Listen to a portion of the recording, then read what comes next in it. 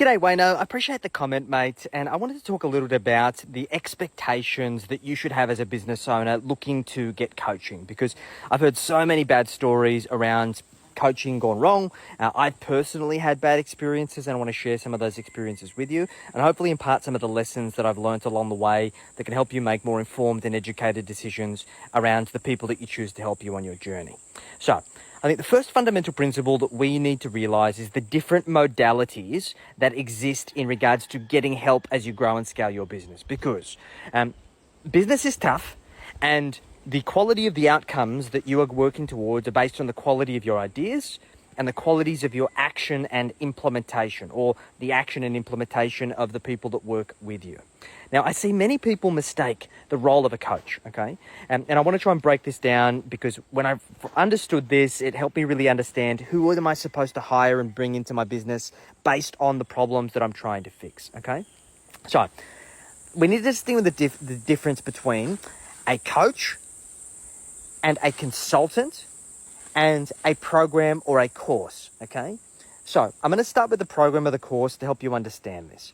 So, if we understand that the quality of ideas, it'll dictate the quality of the actions that we can take. If you don't know what to do, if you don't know what you don't know, and you keep doing the same old thing, of course you're going to keep getting the same old result.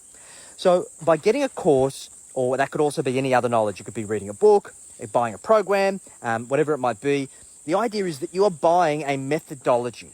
You are buying knowledge that is aimed to shortcut your path to get you from A to B. And you will do this if that is what you're looking for, that you need to get that particular knowledge so you can learn that particular skill set in order to be able to do that particular thing. So, I'll give you an example. For many years, I struggled with digital marketing because I didn't see myself as a digital marketing person. I had made failures of hiring consultants and coaches and thinking that that was going to actually solve the solution for me. But it wasn't until I invested in courses and programs around this and learnt this skill set myself that I was really able to crack the code. I'll come back to this shortly. The second one is a coach.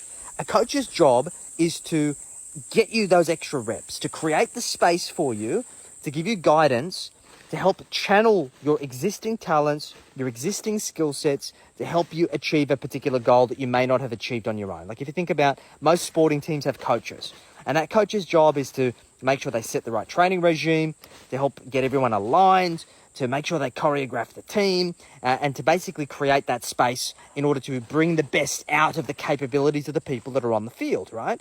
When have you ever seen a coach run out onto the field and do the work, right? They don't go start kicking goals, right? They stand on the sidelines no matter how bad things get, then they are there to barrack and to provide support and to give guidance. A coach is not there to do the work for you, okay? And it's important to understand that in coaching, it is at best going to be a 50-50 partnership. You're going to have to bring 50% and the coach is going to have to bring 50%. In some cases, the best coaching relationships mean that you bring more than 50% as the individual, because they make sure they give you the framework so you can bring more than 50% to the equation. And the last factor is consulting. So consulting is where you have paid somebody to do a particular thing for you. And the issue with that is that the benefits of that is obviously it allows you to outsource that responsibility, that individual can do a particular thing for you in the context of your business. The downside to that is that you aren't necessarily capturing the skill set internally within your business in order to replicate those results or replicate those actions if that person is no longer around, or if they exit your business or the relationship comes to an end. So I believe all three of these things have their place. And in my experience, assuming that the people that you are working with are the right people and they've got experience to help people like you, and assuming that you are doing what is expected of you in the context of each of those three relationships, the main issue is that you picked the wrong one based on what you're trying to achieve, okay? So, I'll go back to my digital marketing example. I initially thought, I'm good at what I do. I want to work with clients. I want to help them achieve amazing outcomes. I'm not a marketer. I'm going to hire an agency. And I see so many business owners do this. They're a consultant, okay? And you hiring them on the expectation that you pay them a retainer and they do all of the work for you and they're going to provide you with leads. Now, my mistake is that I thought that I could just abdicate responsibility to them completely. But the issue was that they didn't understand my ideal client like I did. They didn't know my ideal avatar. They didn't understand my overall value proposition. They don't know what I do. They understand the nitty-gritty of marketing tactics, but I always got lackluster results. And I'm like, digital marketing doesn't work for me, whatever it might be. Then I tried to get coaching.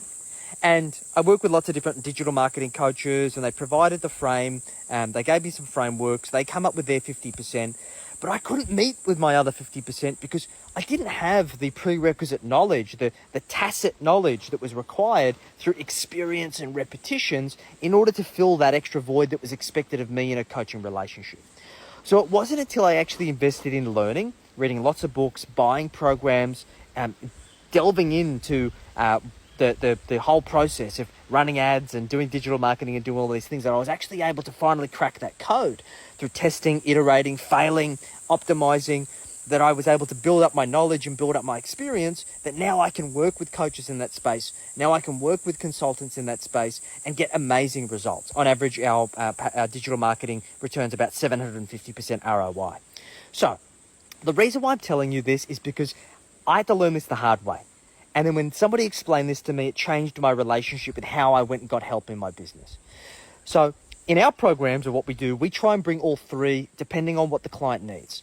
We've got courses and playbooks, so we can teach you the skills around your money, around your finances, around your wealth building, because you need to learn those skills. No one's ever going to love your money like you do, okay? Secondly, we bring consulting. We help people tear down their numbers, understand the story those numbers tell, make recommendations and implement things for them that they otherwise may not have been able to do for themselves or just can't be bothered doing. Like, for example, sorting out their superannuation, setting up investment accounts, setting up self-managed super funds, trusts, all of these kinds of things. They could potentially do it. More than likely they're going to stuff it up, right? And then we coach them. That we teach them through these things, we hold that frame for them, we help them apply the knowledge, and we help them squeeze out those extra reps. Because on their own, there's so many conflicting thoughts that go out through our head. So having a great coach behind you helps you get those extra few reps. And that's what builds what I call the money muscle memory. And that's what gets you the real outcomes that you're chasing. So this is a bit of a rant, gone on for 7 minutes, but I hope this has been of value. And if you've got any other questions, feel free to hit me up. Wish you all the best.